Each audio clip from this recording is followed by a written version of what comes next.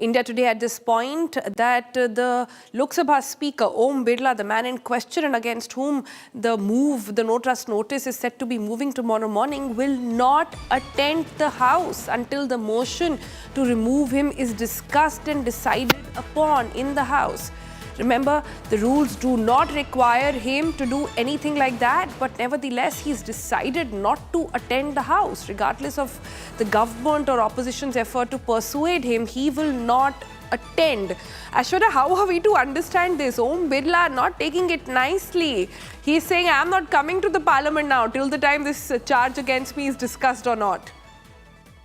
No, Sonal, this is not how we should be looking at it. Let me tell you what exactly Om Birla has been saying and thinking. Even today, that meeting took place between Kiran Rijiju and the floor leaders of the opposition parties. Om Birla excused himself because he said that if you want to discuss this no confidence motion, then I should stay out of it. And that's the reason why we are now seeing that the speaker has now decided that he will not be sitting on the chair till the time of finality comes with regards to what needs to happen with this motion. From what I can understand at the moment, the signatures are there, but I do not think when it will go for voting, this is a motion that will get passed, and that's the reason why we are seeing Om Birla as a speaker excusing himself. In fact, let's just look at it as someone on whom allegations have been put, fingers are being pointed. He cannot be a part of the panel. That is the thinking of the speaker, Om Birla. He, in fact, has been maintaining that he tries to make sure that he gives as much space to the opposition as possible. The opposition, however, believes, and especially the Congress party,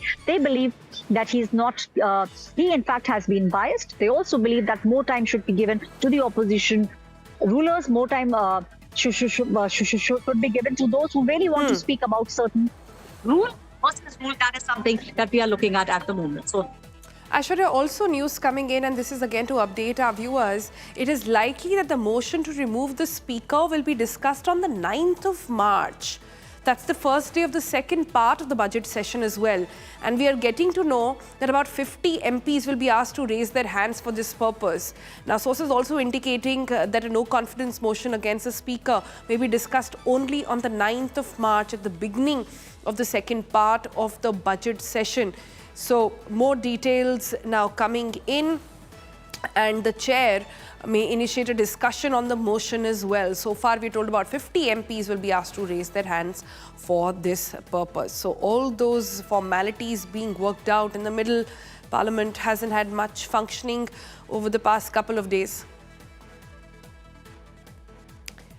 All right, let me try and see if we can get back to our colleague Ashwarya to give us more sense of what is happening. Ashwarya, they're telling us that the Speaker, Om Birla, has decided to excuse himself from the proceedings when this no confidence motion does indeed come up. So this is serious after having given a faulty letter there. Now, after revising that date, the opposition pretty certain to take it forward, and the date has also been set. The date has been set for the 9th of March. That is the second part of the budget session when the parliament sits in. Now, regardless of what exactly the government or the opposition efforts to persuade Mr. Birla to sit back, it looks like he has decided to excuse himself from the entire fiasco. But what exactly happened here? Let's look at the timeline. For those of our viewers just tuning in, let's understand what happened. Now, last week, the Prime Minister was expected to speak in the Lok Sabha and was supposed to give his motion of thanks on the budget speech, also the President's address that he was supposed to make in Parliament. But that could not happen because of the massive commotion that took place. But let's get more sense of this. My colleague Maria Shakil joins us from the newsroom. Maria, make sense of what's happening here? Yes, it's very sudden, I would say, and something that we were not really expecting, for the Lok Sabha Speaker to step aside and recuse himself from the entire proceedings of the House. It's only 3 more days left for this part of the budget session to end, and then there'll be a recess, and then the remaining part will begin in the month of March. We are being joined by Manikam Tagore, Senior Congress Leader and Member of Parliament. Mr. Tagore, thank you for speaking to India Today. My question is, this is, of course, something that we have not seen in the past. There has been difference of opinion between the opposition and the chair, in this case, Mr. Om Birla. But now he has decided that until there is a decision, of course, the decision with regards to the motion, which is the no confidence motion, which is likely to be taken up around 9th or 10th of March, he will not be overseeing the proceedings of the House. How is the opposition viewing this? Yeah, the opposition, this is an extraordinary step for the opposition out of an extraordinary circumstance for us. Because we need to understand that never the leader of opposition was not allowed to speak for the 2 days whenever he stood up to speak in the motion to thank the Honorable President's address to the Parliament. And it's been a convention. You had been covering Parliament for long years. You know that the Parliament from with maybe Sushma Swaraj, it may be before that of L.K. Advaniji, or before that with Mrs. Sonia Gandhi as leader of opposition. In 90s also, the same coalition government has worked. Opposition leader and the parliamentary affairs minister are two people, whenever they stand up, the mic is given to them. That is the convention of the parliament for many years. But after post-2014, that has been changed. They said that we don't have the numbers, recognized number to be the leader of opposition status. Therefore, it's a only floor group. Therefore, they can't recognize as leader of opposition. Okay. Now, Rahul Gandhi has that requisite number also. But he's been treated badly by the government.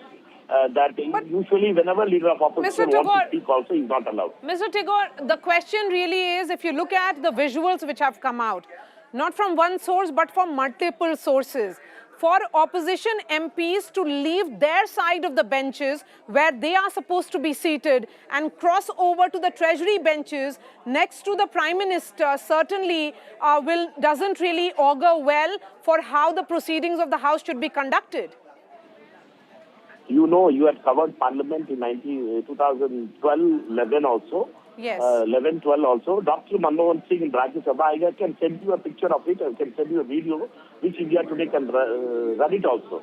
There is where BJP MPs have been protesting with Dr. Manmohan Singh when you are giving speeches. They have crossed that line also. So these are all, we don't touch each other, but we protest. That's the methodology of protest in Parliament. We don't hit each other, but we protest with dignity. So it is not that thing that we are crossing that limit. This is that border. It is not India-Pakistan border to cross it. We need to understand that it has happened before also. Dr. Manmohan Singh, I can say, I had beaten it earlier also. But Mr. Tagore, shouldn't efforts be made from both the sides to really try and ensure that there is some kind of an effort, some kind of communication line between the two sides to let the House function? What is appearing right now is more than the trust deficit, there is a complete breakdown of communication as well. We need to understand that this is the effort of the leader of opposition, that we should participate in the budget debate itself. Yesterday, if you see in your television, you had run the story of Kiran Reju saying that in confusion, if opposition is protesting, we will pass the budget without discussion. That was the statement of the Parliamentary Affairs Minister yesterday. Okay. But today, we decided that we will move. We will go last time to the Speaker for his correction, course correction on 4 important things. Okay. And we requested, and leader opposition approached him. Okay. And all right. That was not solved. We were given last option. We were having only one option to move and no confidence against him. Okay. Something that we have seen also play out in the Rajya Sabha just 2 years ago against the then, chairman of the Rajya Sabha and the vice president, Mr. Dhankar. Thank you for joining us, Manikam Tagore. So, Sonal, thrice in the past, let me give you the dates exactly for the benefit of our viewers. 1954, 1966 and 1987, that a motion of this nature was adopted and the entire proceedings began.